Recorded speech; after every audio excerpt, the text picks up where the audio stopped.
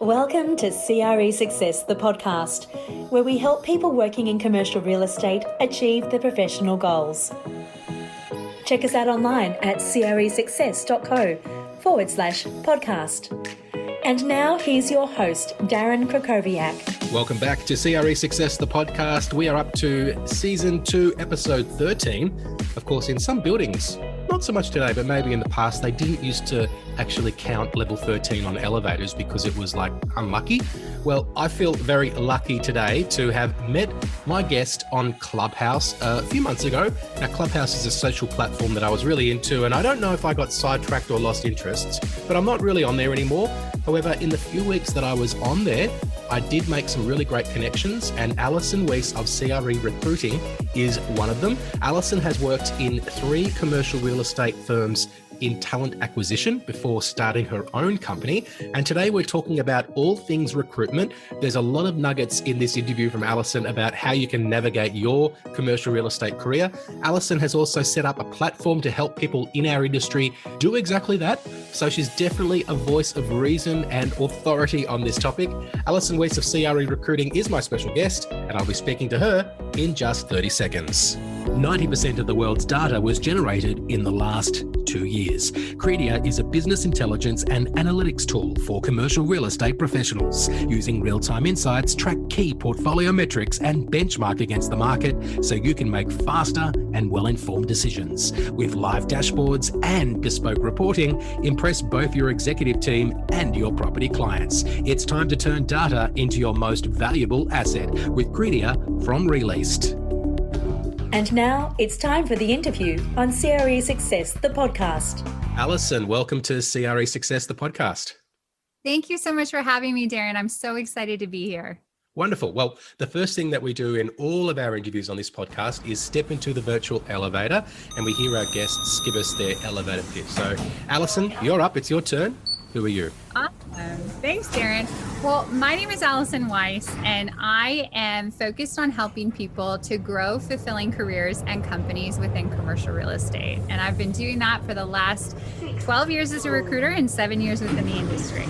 That is a very clear positioning statement. I like that one. I need to work on mine.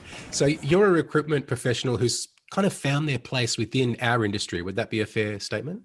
Yes, absolutely. I love commercial real estate. 1, it's so dynamic. 2, I'm never going to be the smartest person in the room, so I'm always continuously learning and growing. And 3, I just love the personalities and the people that our industry attracts. So what sort of personalities does commercial real estate attract?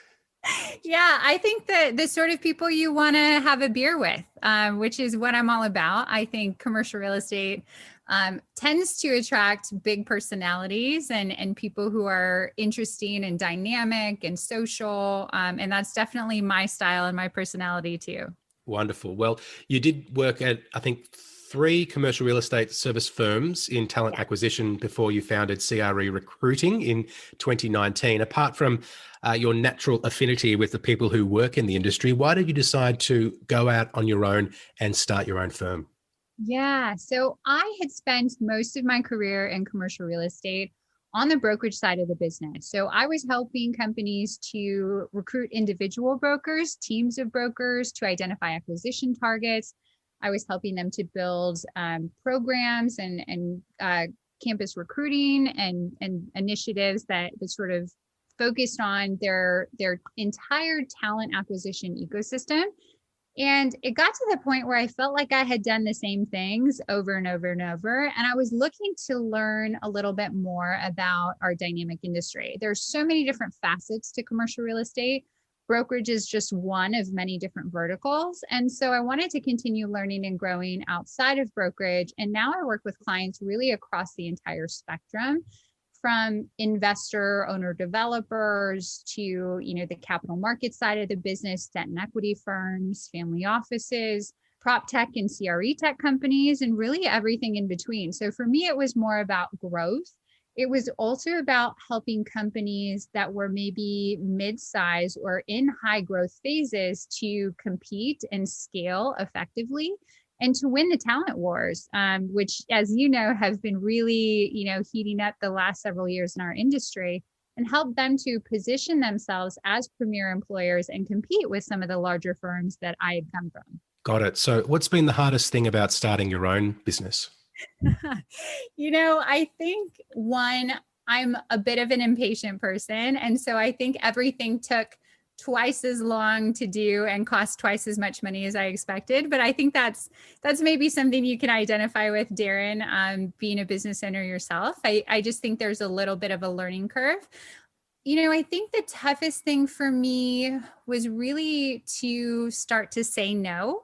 I've been presented with a lot of incredible potential clients and opportunities, but having to figure out, and prioritize, where can I have the biggest impact? What companies really align with my specific goals and values? That might be the hardest part for me, because I'm definitely a compulsive yeser and joiner. I want to help as many people as possible. So maybe learning to say no or to prioritize has been a learning curve for me. Yeah, I think when opportunities present themselves, sometimes you can get, I can get excited. Okay, well, where's this going to lead? What's going to happen with this? And then, for lack of a better term, you're kind of dealing with time wasters sometimes, or things that aren't perhaps aligned with what it is that you're trying to do in the first place. Yeah, I think what you said is so crucial, time wasters. I think one of the things that's consistent from my background in brokerage is this idea of going after high probability business and working on the things that are most likely to close or most fruitful. That's a good sort of gut check for me when I'm, spending a lot of time and maybe not getting the results. Is this high probability business? Does this have a likelihood to close? And really making sure that I'm focusing where the revenue is going to sit is really something that I'm working on personally. High probability business. I like that term. I advise members of my platform to spend more time on revenue generating activities. But if they can spend more time on revenue generating activities with high probability business, then they're going to be really doing what matters, I think. Love that. So Allison, we live in a pretty fast changing world. How's recruiting changed in the past, let's say 4 or 5 years? Well, I would say, the advent of all the various different digital tools, social media coming to sort of preeminence within our business has been really, really important. So I think, one of the things that's different today from 5 years ago is the importance of a personal brand and articulating your own unique values and story to the market, and really using all the various different channels that you're given to come together with a really comprehensive voice and an understanding of who you are and what you bring to the table and how that's special. I think, the most successful candidates today are using those tools and platforms, but they're not just using it to sell themselves. I think, that's sort of the misconception about social media, LinkedIn, Clubhouse, any social media platform, is that this is a bullhorn for you to sell to people. I think a lot of people treat it that way. It's really an opportunity for you to engage and add value to the conversation and to bring your unique gifts and skills and share and give before you expect to receive. I think the people who are using it most effectively are out there, creating conversations, adding to conversations, and sharing expertise in a way that people begin to know, like, and trust them before they've had to, apply for a job or ask for a connection or what have you. So I think those are the things that have probably changed the most. Obviously, the change has accelerated within the last 14 months just due to COVID.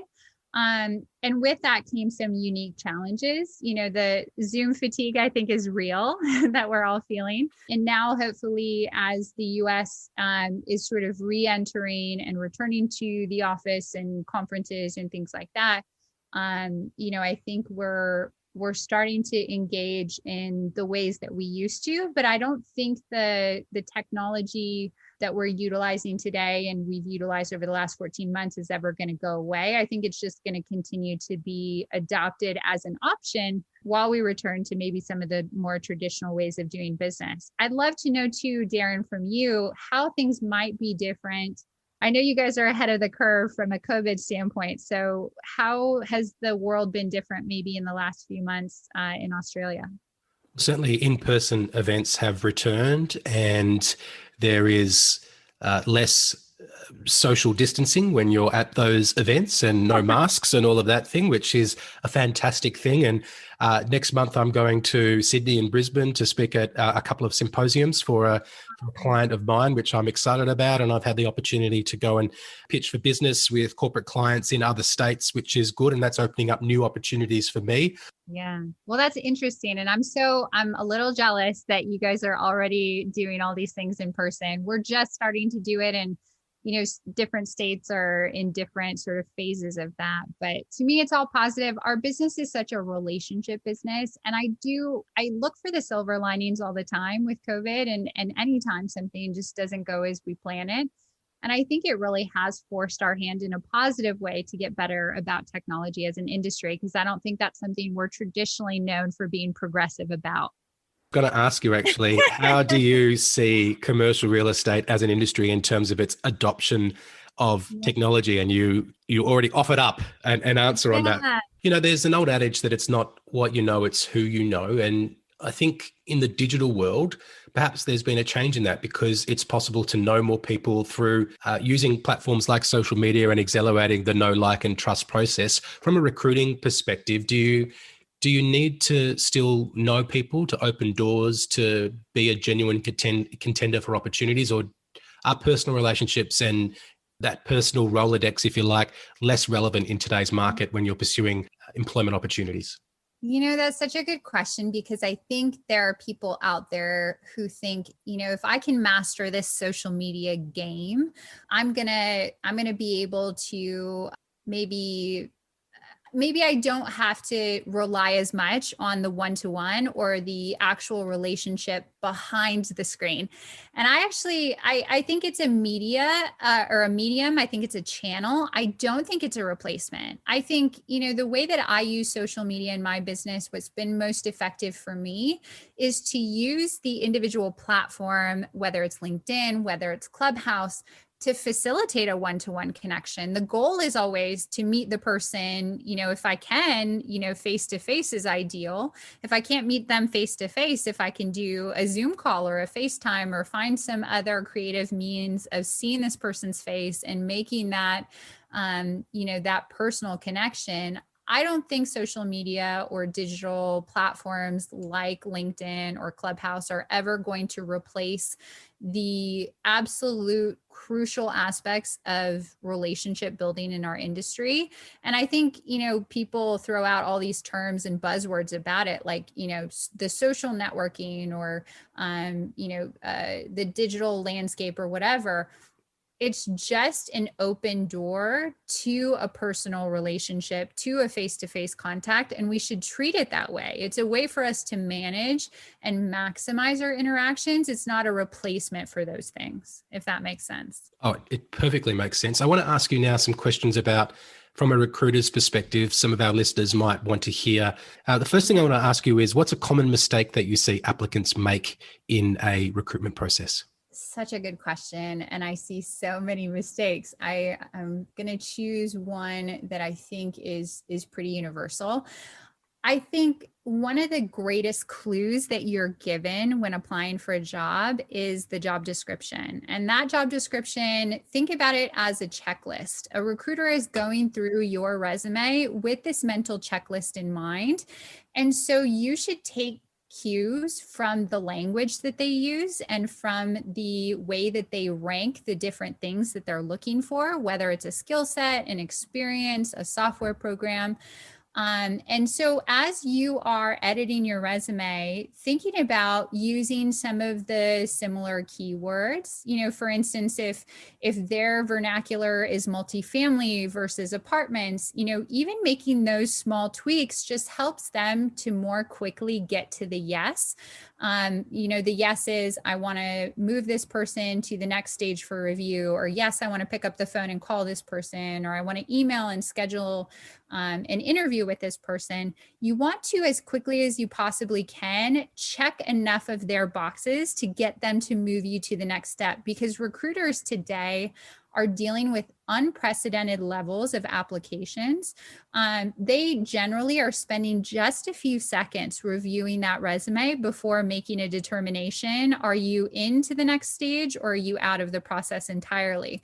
So using that job description as a checklist, if you have the skill and experience, but it doesn't live on your resume, I want to make it simple for the laziest, worst recruiter to make a yes on your resume. So that's sort of tongue in cheek. We just want to make it simple for them to say yes. And that means keywords. That means, having all the skills and things that are in alignment with what they're looking for, that are true about your background. So don't falsify things, but use that resume or that job description as a checklist when revising your resume.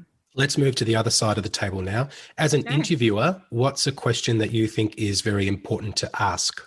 I think the most important thing as, a company, when you're thinking about hiring this person into the organization, is to think not only about skills, but think about, sort of the alignment, the values alignment. So knowing who you are as a company, what is your mission? What vision do you have for the future? What are the things that you really value in a person? And realizing as well, I think from a company standpoint, sometimes when we're building these job descriptions, what we're doing is we're creating these, mythical people that don't exist in reality. There are companies out there who are looking for someone right now who has 3 years of experience with Clubhouse. Well, we know that that person does not exist. So being willing to understand the need to haves, the nice to haves, and, really recognizing that the person in front of you is also capable of learning and asking questions accordingly, I think is the best thing to do, because it is a highly competitive market. I know because of the news, there are a lot of companies out there that feel like there are just these endless amounts and pools of candidates looking for jobs. And so, you're really in control. I do think the candidate is equally in control today. And so as much as you are, as much as you're actively selecting people, you're also trying to attract them. And so I think sometimes companies lose sight of that in the interviewing process. What's a common trait that you have observed amongst candidates that get job offers? Oh, wow. I think engagement, and I think engagement is a lot of different things. I think, engagement sometimes is body language and, affirmative responses and nodding along and mirroring sort of the body language of the interviewer. I think engagement can also be preparation. I think, preparation breeds confidence, both, that internal confidence that you have. And that's the first step. Being confident in yourself is the first step in getting people to be confident about hiring you or making a decision to move you on to the next level. So I would say being really engaged in the process, your follow through after an interview, sending a really succinct but effective after interview thank you note, and really being prepared and knowing the people that you're going to be meeting with and having questions specifically tailored to their experience and their background. I think those are all incredible ways to really stand out and be effective in the interview process. Succinct but effective. What a good tip. Thank you.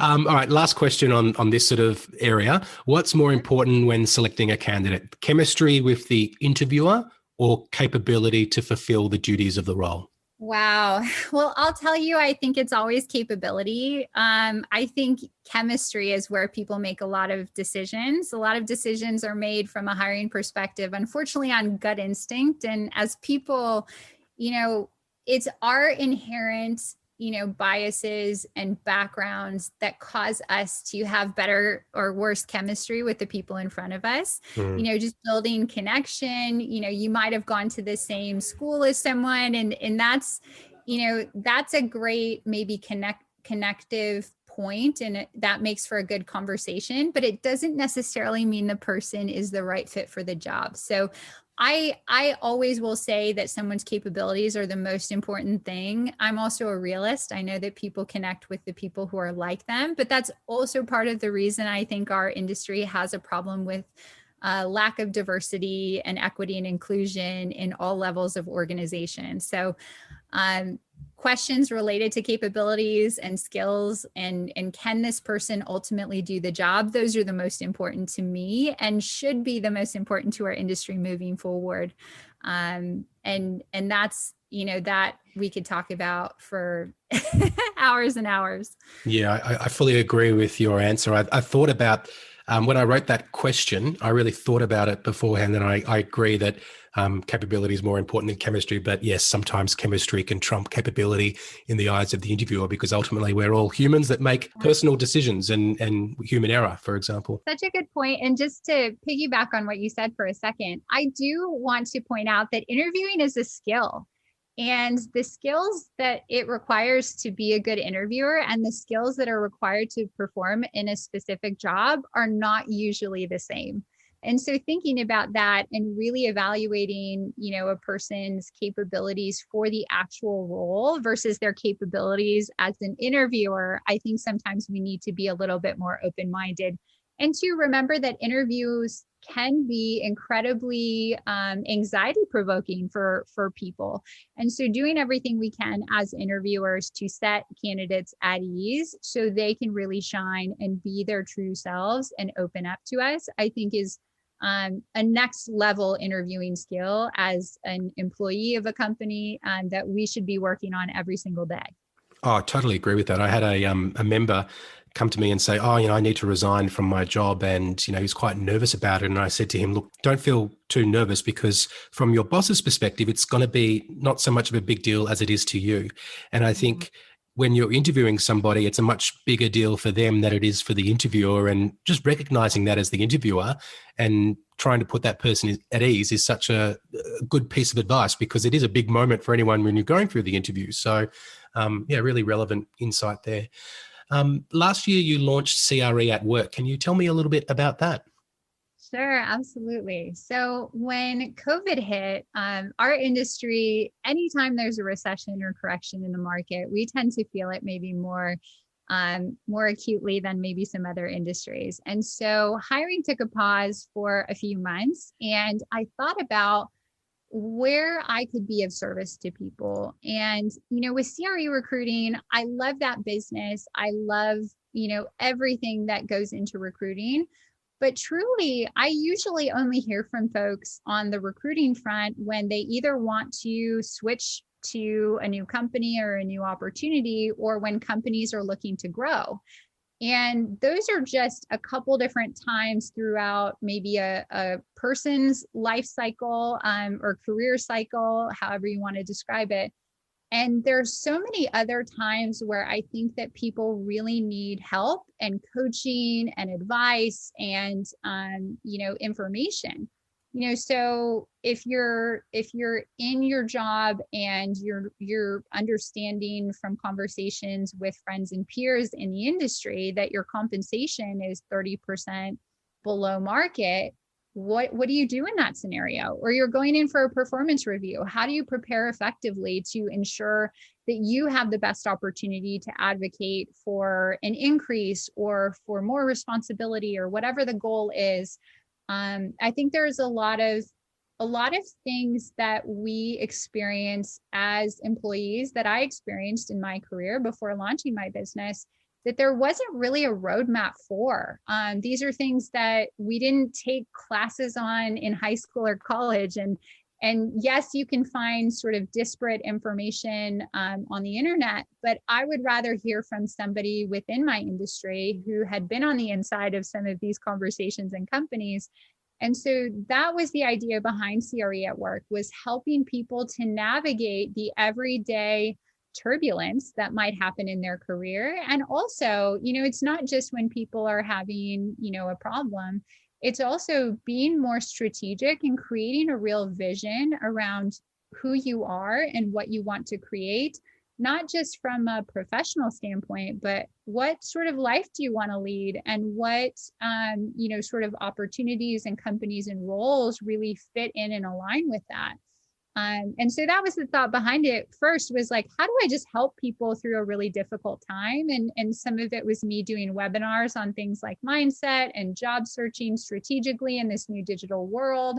And some of it was, working with students, whether they were coming out of undergraduate or master's programs, who all of a sudden, had offers and internships rescinded. And how do I help those people to maximize the free time that they have now?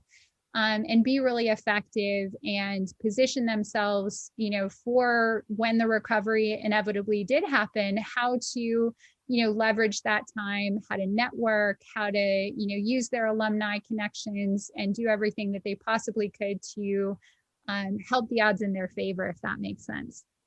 Oh, it does make sense. And I love how it was born through your sense of service when perhaps one part of your business was slowing down a little bit, but now you've created something which allows you to be of service and grow your business well into the future. So really, really like that. And you're offering it as a membership, or how do people leverage the platform? Great question. So we are working on a couple different ways to work together. I've worked with folks in sort of a one-to-one career coaching capacity, and I'm doing some more of that. I'm working on some individual programs that are, components of them are, membership and community focused. So working with different groups of people in similar, maybe places in their careers and similar parts of the industry, and taking them through different exercises and content and programs and courses and things like that. But there's a lot of things that are on the horizon for CRE at Work. So if you're interested in sort of, career development and strategy and working with us through that vehicle, if you go to creatwork.co, you can sign up for our mailing list and be updated on the different things that are coming up for us there. I have to ask you one more question before we finish up, Allison. Of course, yeah. How are your dogs going on your tour through America? So Darren knows that I have been on a digital nomad journey since October of 2020. And things were smooth sailing for the most part on the doggy front, although I'll tell you, they're pretty fat and happy, spending some time at their grandparents' house. One of them, unfortunately, she's 14. She's actually my first dog ever. Her name is Sophie. She's the sweetest girl. She is a Husky Chow and Rottweiler mix. Wow. And she is unfortunately a little bit challenged by the travels. So in this next new adventure of RV life, we're going from Airbnbs to my new RV. Juno is going to be my sole companion for the ride, and Sophie's going to spend some time with my parents here in Wisconsin. So they're good, they're happy, but Juno is the intrepid traveler. He's the full Husky, and I'll definitely be sharing some more about my journey and some pictures so you can follow along. Yeah, Instagram handle, how can people follow that, Allison? Oh, great. Yeah, so my Instagram is Allison S. Weiss. Actually, all of my accounts, if you look up Allison S. Weiss, that's how you can find me. And I'll definitely get better about sharing some of the road trip stuff, because I know that that's fun for people too. Awesome. Safe travels, Allison. Thanks so much for being here. My pleasure. Thank you so much, Darren. For more information about our guest, visit cresuccess.co/podcast. And now a final thought from Darren Krakowiak. Thank you once again, Allison, for being my guest today. Allison Weiss is the host of the Growing Careers and Companies podcast. If you enjoyed listening to her insights today, make sure you do check out her podcast as well. It only started a few weeks ago, and it's already making a really big mark on the commercial real estate industry. Before we go, I'd like to invite you to check out our entire back catalogue of episodes of CRE Success, the podcast. If you're interested in not only career advice, but also hearing stories from how other people in our industry have navigated their careers, then we've got a ton of stories that you're going to enjoy, particularly from season 1. This season, season 2, we've been focusing more on skills development, speaking to subject matter experts from inside and outside the industry, but there are plenty of commercial real estate folks like Greg Lyons, Linda Day Harrison, Laurie Rowlandson, Gab Aguillon, to name a few, that have already been on this season, and we'll have more coming up later this season. So if you're enjoying CRE Success, the podcast, check out the back catalogue. You can download it all and then listen to us on the go. Thanks so much for listening to today's episode, and I will speak to you soon. Thanks for listening to CRE Success, the podcast. If you enjoyed this episode, make sure you subscribe to us on your favourite podcast platform and be sure to leave us a 5-star review. For more information about the show, just check the show notes on your podcast app or visit us online at cresuccess.co.